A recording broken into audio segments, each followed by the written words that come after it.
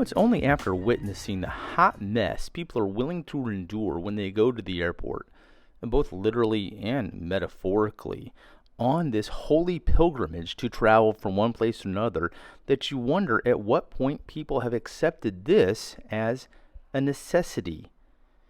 I mean, outside shaving, doing our taxes, or perhaps taking out the trash, going to the airport and voluntarily shoving oneself into a flying sardine can is not a natural act.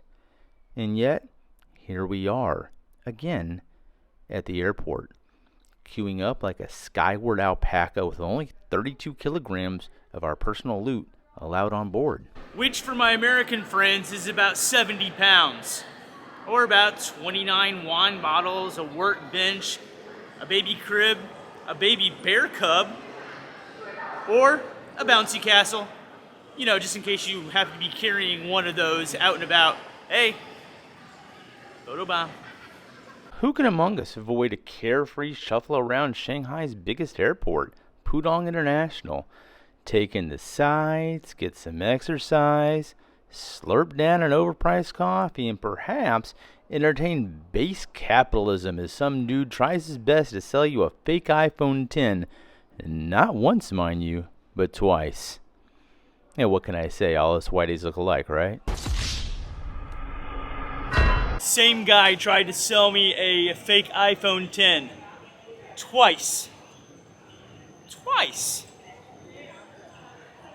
iPhone X? Really? Come on, man. It's 2023. At least sell me a fake iPhone 14. Yeah. Amateurs.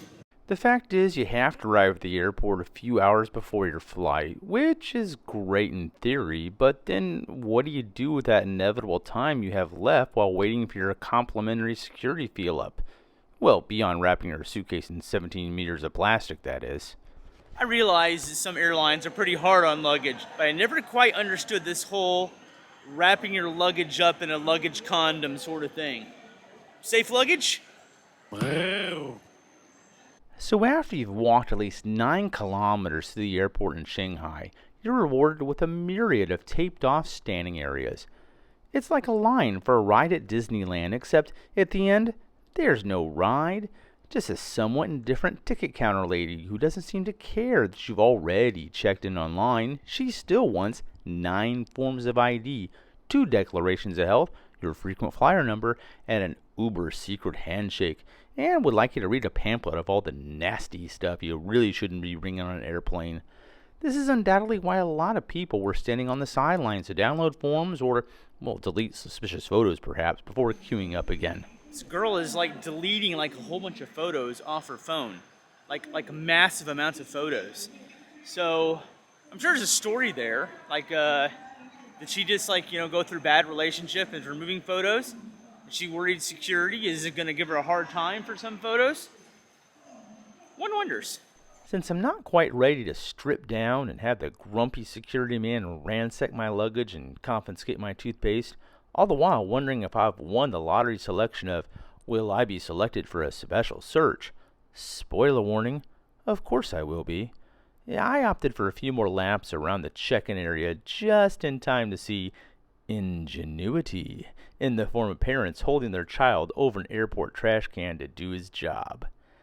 Oh yeah. So this is going to be one of those only in China situations. The kid back there you saw pulling his pants down, yeah, he tried it a couple times and finally the parents relented and just took him and held him over a garbage can and let him do his job. He was wearing a diaper. Let's bite straight to the chocolatey center of the Tootsie Roll Pop. While there are more people flying into China these days, it's still not as busy as it used to be pre-COVID times.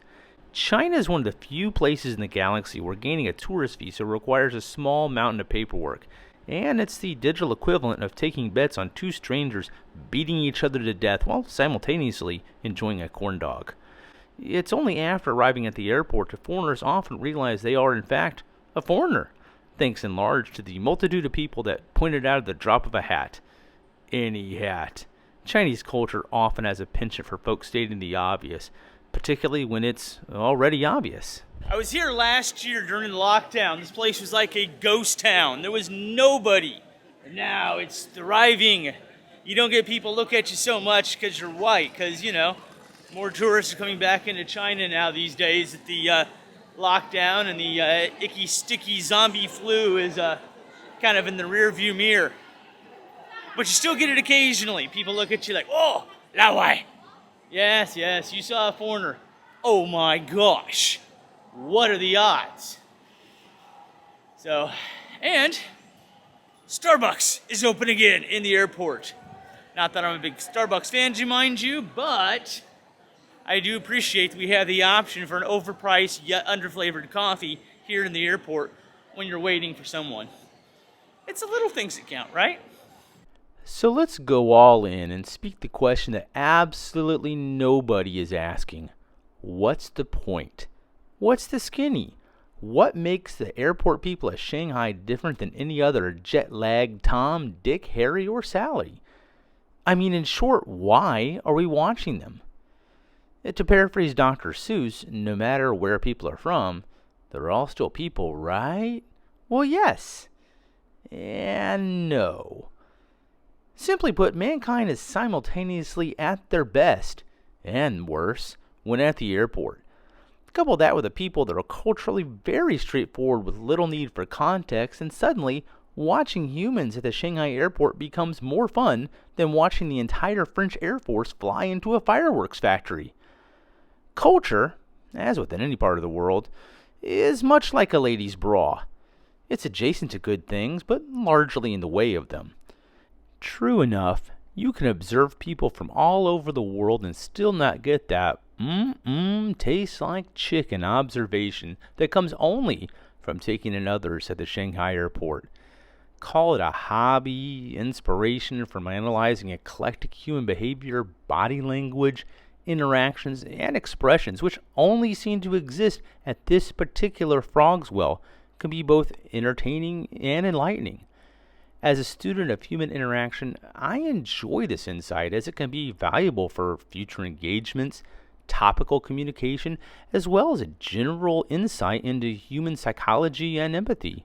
And hey, want to improve your Chinese? Who doesn't? There's simply no shortage of opportunities to strike up conversations with complete strangers in a guilt-free environment, since airports are the perfect medium to engage with local people who naturally expect your Chinese to suck worse than a cheap vacuum cleaner. You can meet travelers from all walks of life, and suddenly your communication skills gets a huge skill boost. You're probably not aware of this, but in fact, this is my logo. Don't get me wrong, I do appreciate the straightforwardness you can, and often will, encounter in China, Hong Kong, and much of the East. It's for this reason, coupled with the aforementioned dichotomy of human extremes, that makes watching people in this part of the world, specifically in the airport, so much more entertaining than, say, a Pepsi Cola and a high colonic. And I think that's just wonderful. Alright guys, that's all she wrote. I'm going to drink my overpriced and somewhat underflavored coffee, and we'll see who shows up at the gate. Yeah. And just like that, we've reached the end of the video, which means you now have the opportunity to smash, wham, slam, and wallop that subscribe button, thus never again missing another SnarkyGuy video. And not too hard now, a keyboard is a terrible thing to waste. Click the bell icon to get notified, of course. In the meantime, here's a few more SnarkyGuy videos because I know you're gonna dig this.